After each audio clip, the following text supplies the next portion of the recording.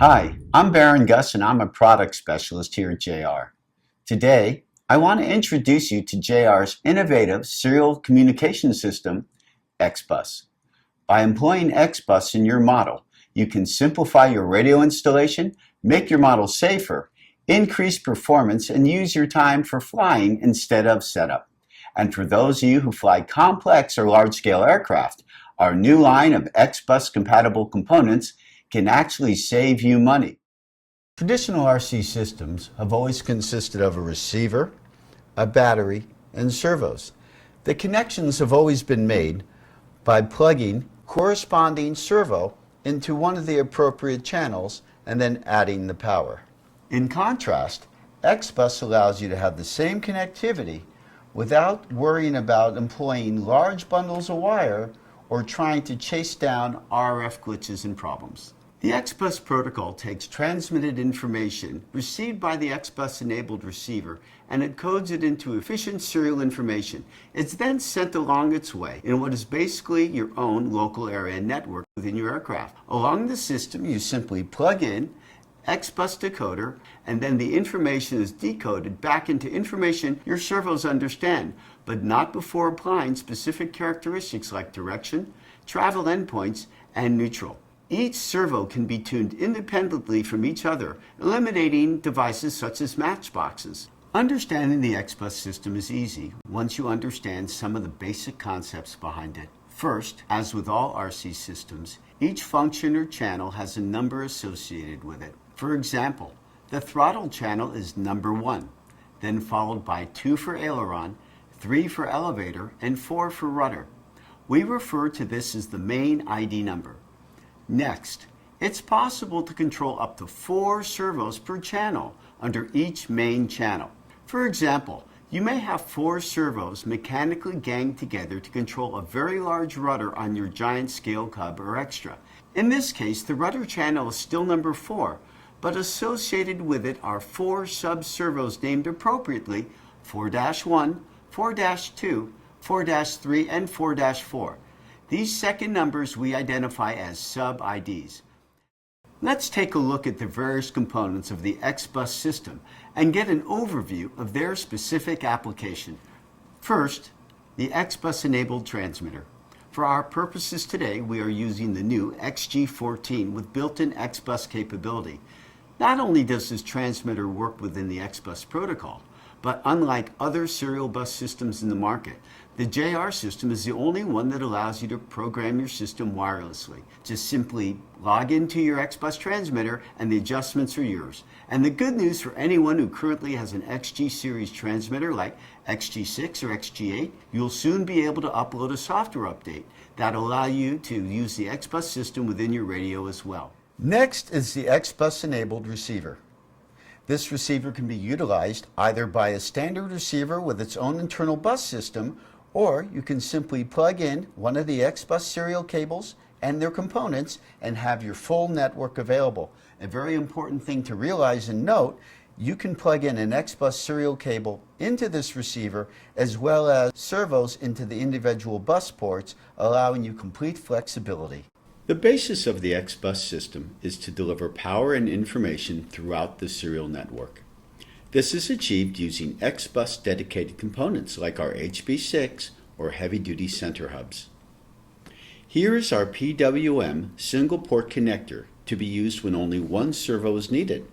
For larger applications, our 4-port connector can handle up to 4 servos, and our mini center hub allows you to add power when high current demands are present. Our last component is our XBus heavy-duty center hub. It utilizes 2 battery inputs, an E-switch, XBus input, Dean's plug heavy-duty power bus, and the serial bus for the XBus information. Once you decide which XBus converter you need for your application, the next step is to program it. This can be easily achieved through your transmitter or by using the XBus channel programmer. Simply plug in the battery and then the device. Next, tune the dial to the channel and the port you want to set, and then you're done. The procedure is repeated for each port you want to program. So next step is to plug in your XBus system and configure it. But there's one more thing that you need to do. As you can see, when I move the controls, we have full functionality, except for the rudder control. But that's because we have to still go about enabling XBus in the transmitter. This is simple to do. Is activate the menus, scroll through until you find System List.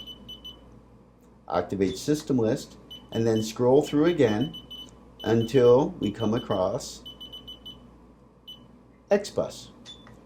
Go into the XBus menu and activate Mode A, which is the JR mode. And by the way, Mode B is when you want to use other third-party systems like VBAR or BSTEX. For our purposes, we'll activate Mode A. And then suddenly, our rudder is working congruent with our rudder servo up front, steering the airplane. That's how simple it gets with XBus. Now that we have our XBus center hub installed, let's talk about some of the components and some of the considerations of our installation.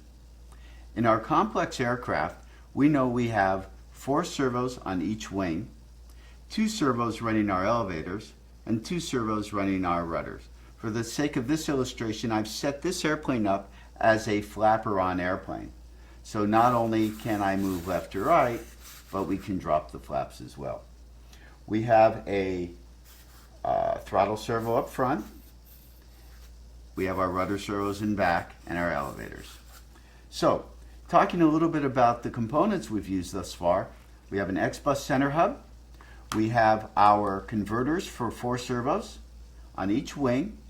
We have one single converter going to the tail surfaces, yet we've split them over 2 main channels. We split them over the number 3 channel for elevator and the number 4 channel for rudder, and we have 2 sub-IDs, which would be 3-1 and 3-2 for the elevators left and right, and 4-1, 4-2 for the rudders upper and lower. So again, to remind you, this is not really acting like a Y harness as much as it's acting as an address off of our serial network. I want to take a moment and explain to you a little bit about how you go about adjusting XBus once it's configured. In this case, we have our airplane with our 2 wings, but notice this one servo which is reversed. By simply accessing the XBus menu, I can go in, reverse this servo, and suddenly it's working great. Now, one of the things we've noticed is that it's off a little bit. So by going into our neutral adjustment,